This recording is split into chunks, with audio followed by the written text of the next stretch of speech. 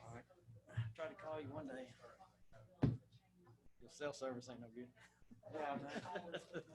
You think somebody would fix that? You would think.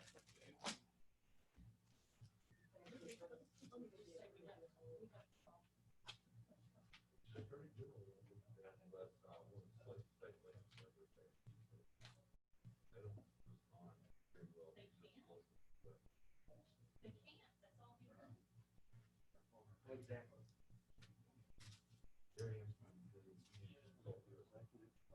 Yeah, short one on personnel.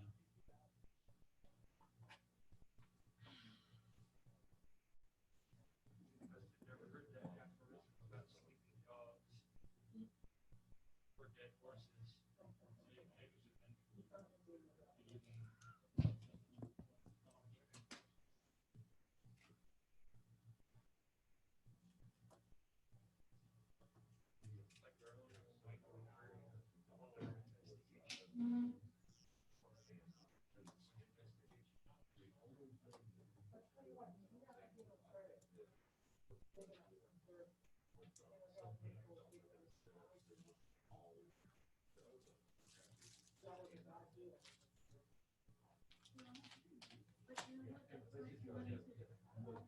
It was long today.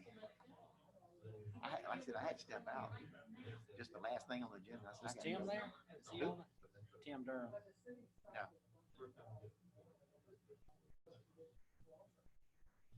There's the two new guys, Yancey and the guy from Oconee County. And he works for Jackson County.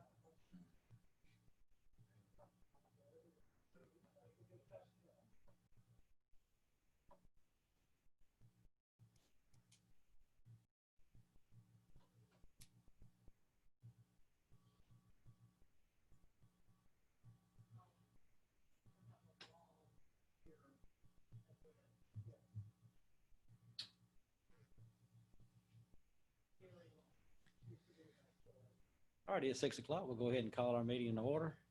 Today is Tuesday, September 22nd. If you're joining us virtually, we ask that you use the raise hand feature in Zoom when it's your opportunity to ask questions or make comments. Just a moment, we'll ask you to stand for a moment of silence, and after that moment of silence, we'll ask Justin to lead us in the pledge.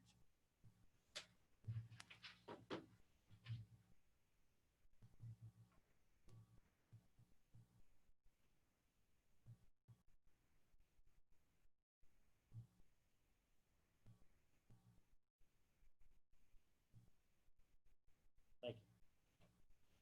Allegiance to the flag of the United States of America and to the republic for which it stands, one nation, under God, indivisible, with liberty and justice for all. All right, our first item of business is to approve the agenda. I make a motion to approve the agenda submitted. Second. We have a motion and a second. All in favor? Aye. Thank you. Motion carries. Now's your opportunity for statements and remarks from citizens. This is for anything not on the agenda for tonight. Anyone virtually? No raised hands. Thank you. Any statements or remarks from commissioners? No, sir. No, sir.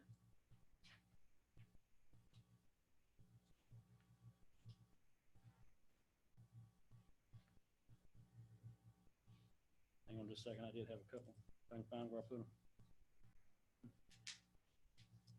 First thing, I'd like to recognize Ms. Tracy Bailey, who received her county clerk certification. So Tracy, congratulations. That's a couple-year program to get that done, so we appreciate it.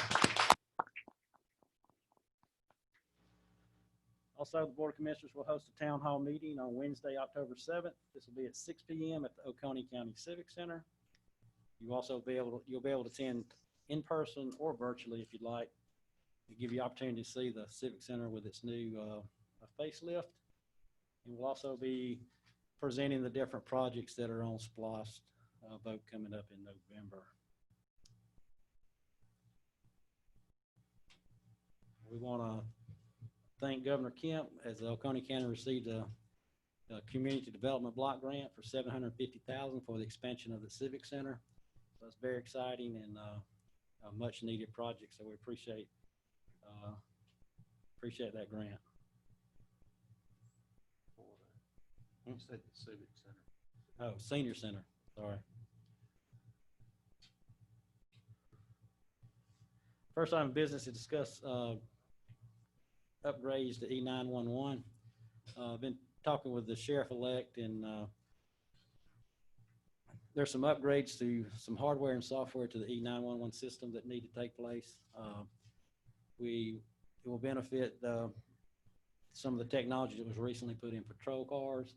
In addition, we use the 911 dispatch system for fire rescue, and National EMS also uses it.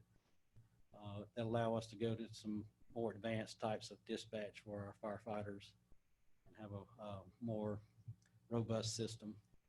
And also getting ready for the next gen 911 that the state will be implementing over the next several years. So the cost of that is just over $221,000 for hardware, and then an annual increase of about $10,000 in the monthly fees. So we're waiting on a contract now from the sheriff's office from the vendor, and once we get that and it's approved by legal, then that may be on our agenda for next week to discuss. The $221,000 would come from fund balance to purchase the actual hardware for that system. Any questions on that? Thank you. Next item is discuss and consider purchase of 6 generators in coordination with a hazard mitigation grant program. CJ.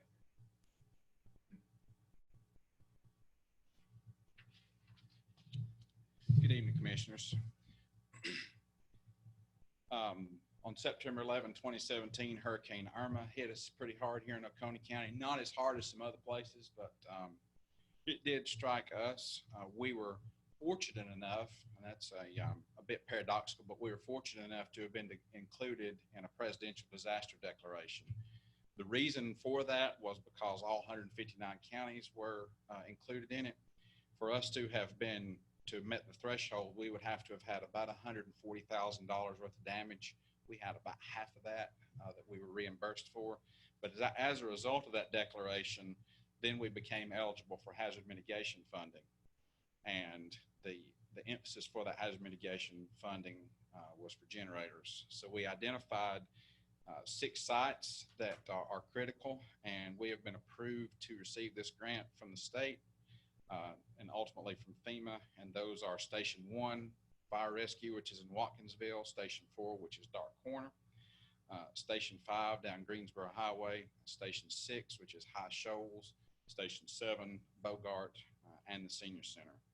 So this is a $310,400 project, and we'll get some matching funding on that. The net cost to the county for this entire project looks to be $46,560. And I ask that we discuss that and consider this evening, because we do have a deadline that we're trying to meet. So if we can get a head start on getting this thing bid out, then we'll be able to work on that project sooner and meet that deadline a little easier. I'll entertain any questions. So the grant's for $263,840. That's correct. We have to spend it all up front, but we will get that back. Any other questions? Does that include installation? That's a turnkey from the site preparation, the installation, testing. That's everything. That's good. That generator site, if there's one that's going to have a fuel tank, the wiring, the transfer switches, if it's natural gas, it'll connect to it. So everything's included.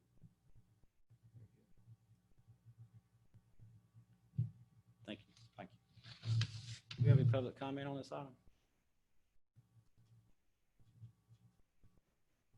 Anyone virtually? Thank you. With that, we'll entertain a motion to accept the grant and do a budget amendment for $46,560 to come from fund balance.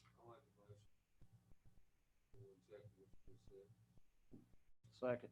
We have a motion second. Any discussion? All in favor? Aye. Thank you. Motion carries.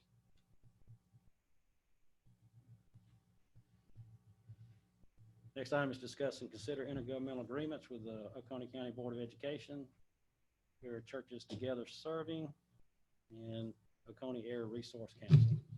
Thank you, Mr. Chairman, Commissioners. As part of the pandemic and the COVID expenses, Oconee County had a considerable amount of expenses we incurred regarding PPE, different payroll expenses. But as a result of that, we received reimbursement from the CARES money.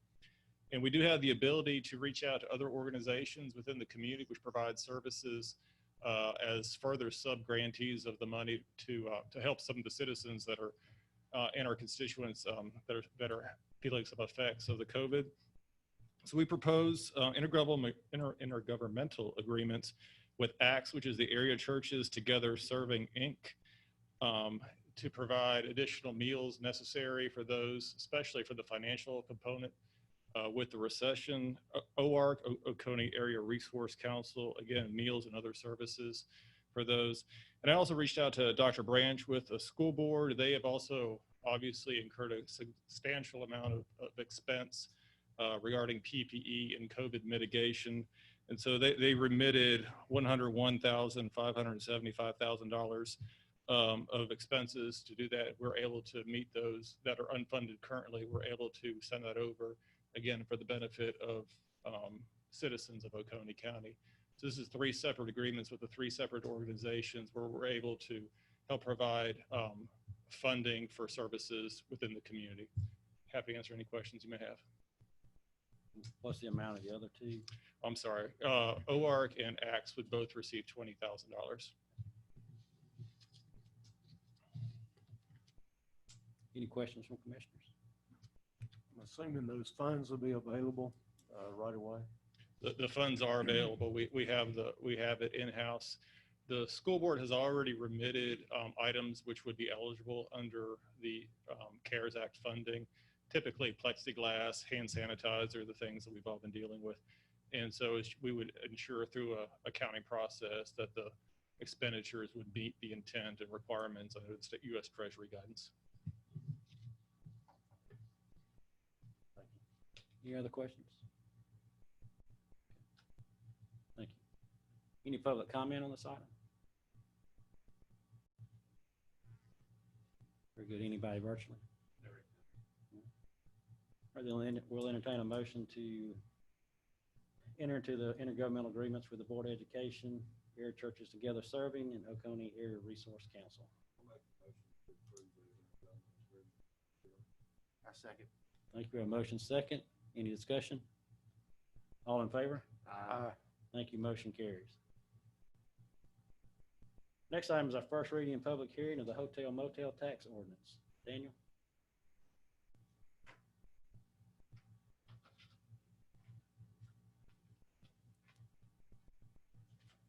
There are no changes in this from the last time we talked about it. 6% tax remains. This will bring us into a better system, as I talked about the last time, for can't do it. This will bring us into a better system for how we disperse the money and allow us to operate the Convention and Visitors Bureau more in a more modern way than we've done in the past. And I have not had any questions or comments about it since we talked about it before. So, Thank you. Do you have any public comments? Anyone virtually? All right, thank you. We'll have our second reading and public hearing on October 6th with a vote at that time. Next item is discuss a resolution for the issuance of citations. Thank you, Mr. Chairman, Commissioners. This is a quarterly update of staff employees authorized to issue citations for the Oconee County. In this case, the one change is we have someone who's functioned from a building inspector position who will no longer be filling that role. They've been transitioned over to do more of a code inspection perspective. This just updates it to reflect the more accurate duties as currently constructed.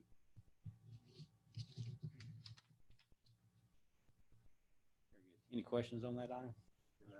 Be all right for consent agenda? Yes, yes. Any public comment on this item? Anyone virtually? Thank you. Next item is an update on design services contract for the State Route 53 roundabouts. What I missed? Good evening, Mr. Chairman, Commissioners. I just wanted to come to you tonight and just give you an update on the process. We are following the Georgia DOT procurement process for qualifications-based selection. We did come in the previous update, we had a number one firm and we couldn't reach an agreement with them. So under the QBS selection, we moved to the second firm and we anticipate having a price from that firm this week. And if everything's in line with the budget we have established, then I would like to bring that back to the board at the October voting meeting and present it for award. Thank you. Go ahead. All right, thank you very much.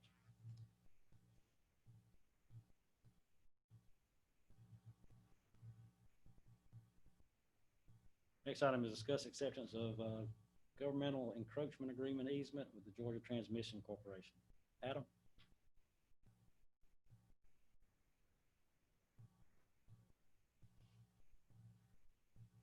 Good evening, Commissioners. I won't take up too much of your time here. Essentially, what you got there in front of you on your tablets is pretty much just a boilerplate agreement between any power company and anyone wanting to access their easement for any purpose they got to access it for. We are presently constructing the Barber Creek sewer line, which requires access for that easement to construct it, and we also will permanently use this easement for maintenance and access. So essentially what you got is an access maintenance easement for the county within a power easement.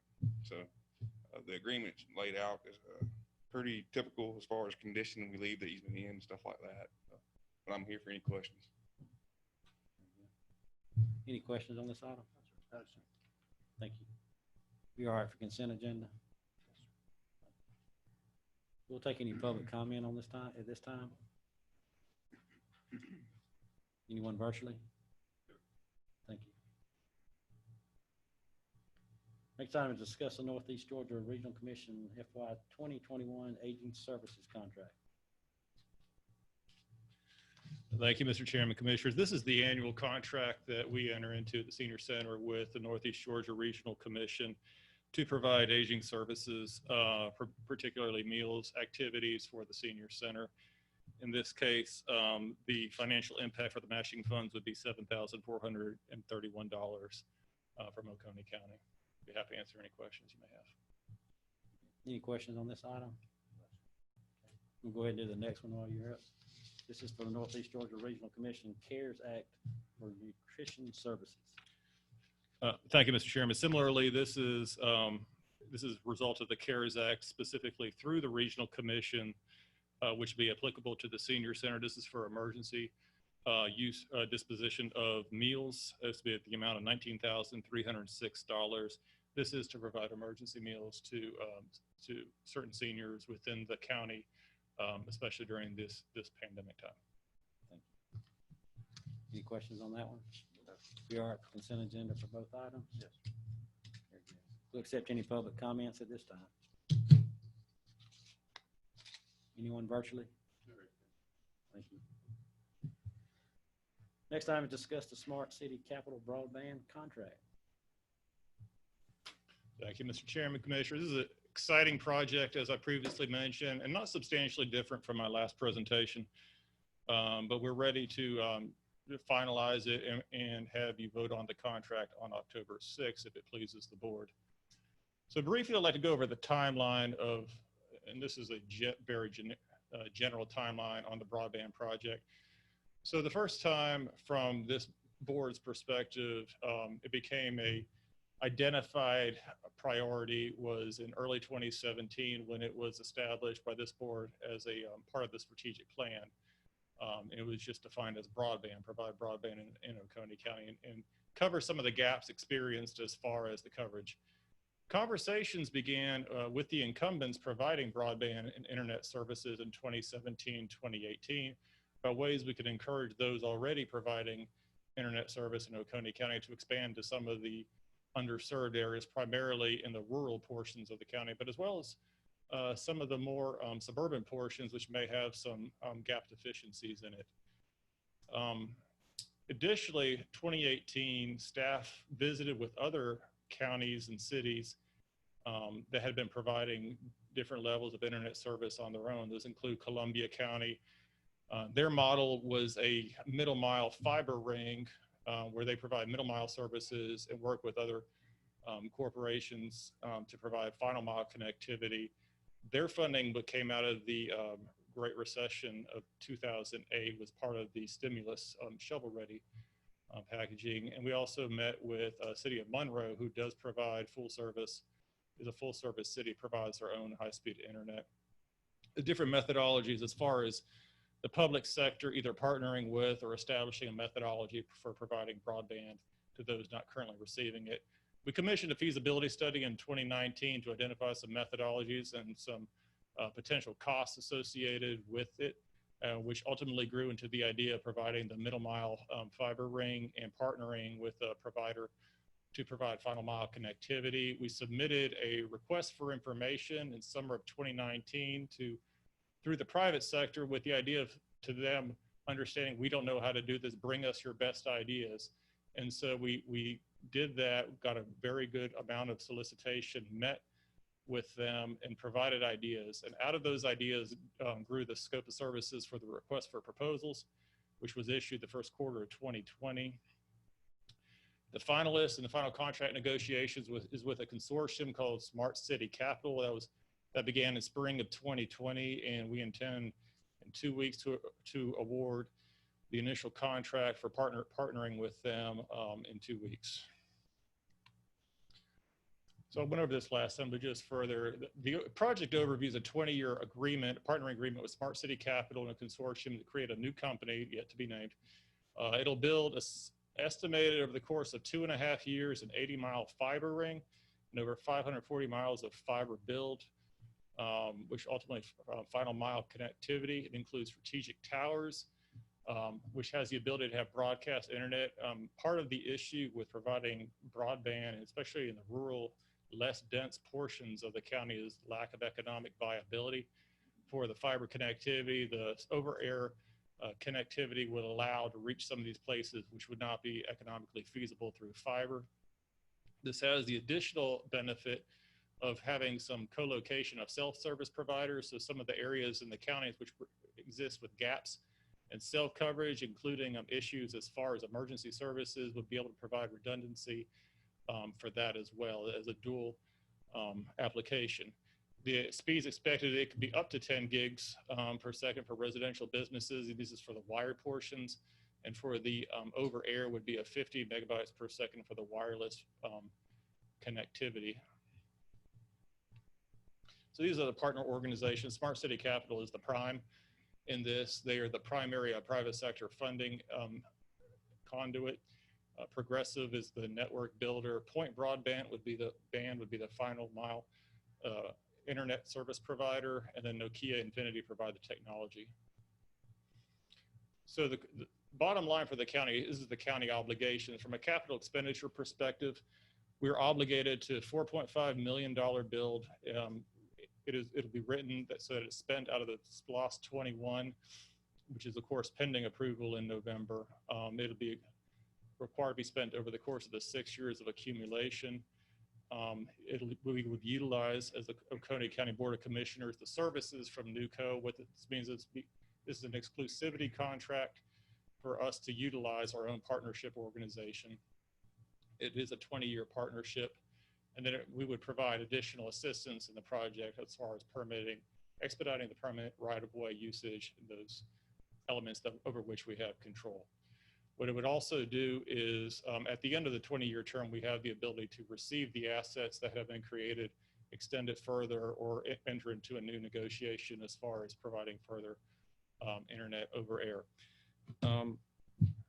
So we've worked pretty diligently as far as the contract is concerned. Right now, we're entering into, it's somewhat of a contract MOU. The next step after we give the notice to proceed, we start the hard engineering, and then further decisions be made as far as different route layouts. But ultimately, the goal is after 2.5 years to have some degree of full connectivity for broadband over the span of the entire county. Are there elements that Smart City Capital and the providers will bring to us with the inclusion of smart poles, which would be solar powered, putting electricity back into the grid, which will help with the 5G connectivity. And this will also lead the way toward Wi-Fi in some of our public areas, including the parks and other high shopping areas. Happy to answer any questions you may have.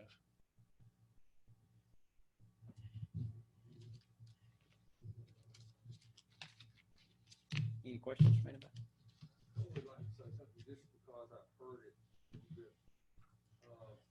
This is my opinion. By no means are we trying to interfere with the private sector. My personal opinion is the private sector is more than happy to take this on, but they've chosen not to do that. Isn't that correct? I would be happy not to do this project. It is a need as demonstrated by the community. If you go back to the initial time, and this is, every organization and every company has their reasons and their business models. But if you look, we engage in conversations with incumbents, and I understand fully why we are where we are right now. But right now, and it's been exacerbated by the digital learning environment, by the telehealth medicine element to it. And so right now it is a need for our community, and likely the #1 identified need. Yeah, I think it's been around long enough and have had representatives from the private sector to hear the complaints that our citizens have. And so my feeling is that they are more than welcome to take this task on, but they've chosen not to do so. So we're left to try to find service for our people. I think that's what we're doing. I would agree. And I appreciate all the work you put into it. Any other questions? I'll just make a comment too. I think it's a great project, especially for those that are without the service. And, you know, it hits the subdivisions just as well as it does the rural area. You know, we have some of our major subdivisions that can't get the broadband. And you have AT&T that's there. You know, you mentioned one of the private companies, and, you know, they're just not willing to provide the service in that area for whatever reason. And so I do feel like that it's a need. We've got kids that are at home doing digital learning, either college or K through 12. And so it's a certain need from that. And then we've got a lot of businesses in the community that really need this internet as well. So I do feel like it is a need, and I do feel like that we're not in competition with our private providers either.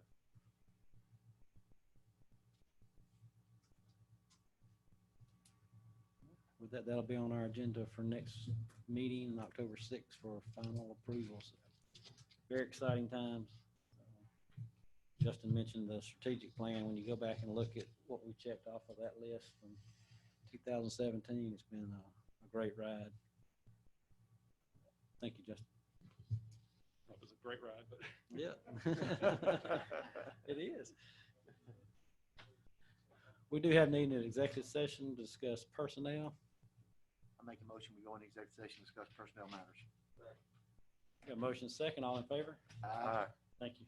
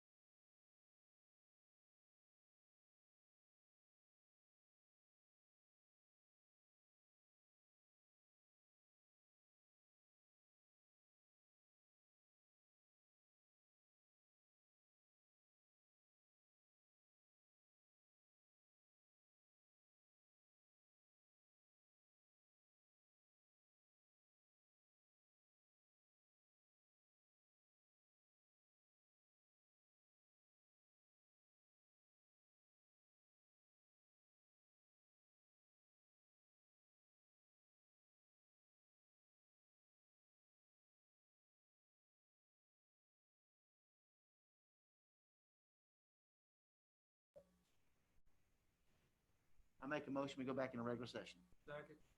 All in favor? Aye. Thank you. Commissioner Saxon, Motion to adjourn. we are adjourned. Thank you very much. Thanks, everybody, for all they do.